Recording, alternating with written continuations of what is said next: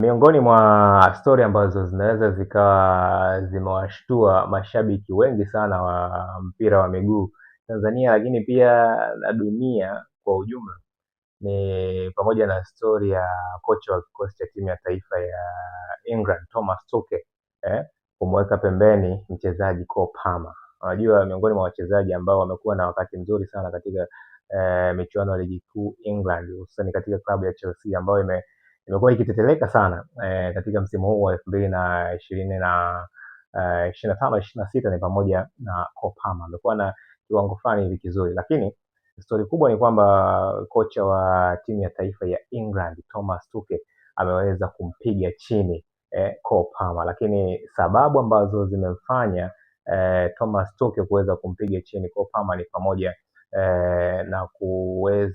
na kuwepo kwa injuries, ana majeraha mengi ambayo yanamsumbua sana Cole Palmer, lakini pia ni pamoja na wanaita masuala ya fitness, hususan kwenye system nzima ya kocha Thomas Tuchel. Cole Palmer hajawa na fitness nzuri sana katika ule mfumo ambao Thomas Tuchel amekuwa akiutumia. So wadau wengi wa masuala ya michezo wanabaki wakijiuliza kwamba England sasa inaelekea wapi, hususan katika michuano ya kombe la dunia 2026, ukizingatia mchezaji muhimu kama Cole Palmer amewekwa bench. Je, matumaini yao ni yapi? So maswali hayo yamekuwa mengi sana kwa wachezaji, lakini pia yamekuwa mengi sana kwa mashabiki wa mpira wa miguu Tanzania, lakini pia na nje ya mipaka ya Tanzania. Mimi na wewe hatuna majibu sahihi ya kwa nini Thomas Tuchel ameweza kumweka pembeni, lakini hayo ambayo nimekupa ni zile highlights mbalimbali ambazo wachambuzi,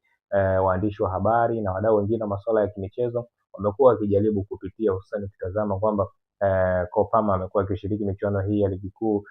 Uingereza, so amekuwa akiangalia performance yake, lakini pia maswaiba ambayo yamekuwa yakimkuta, lakini pia kuangalia mfumo mzima au tactic nzima za kocha Thomas Tuchel zinaweza zikambeba vipi au zinaweza zikavaana vipi na vile ambavyo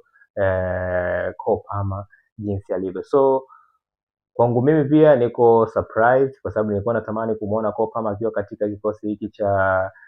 Uingereza, lakini pia akishiriki michuano ya kombe la dunia. Ukizingatia michuano ya safari hii itakuwa ni mizuri sana, kwa hiyo kumkosa Cole Palmer kuna ladha fulani hivi tunaikosa kwenye soka hili, soka letu. So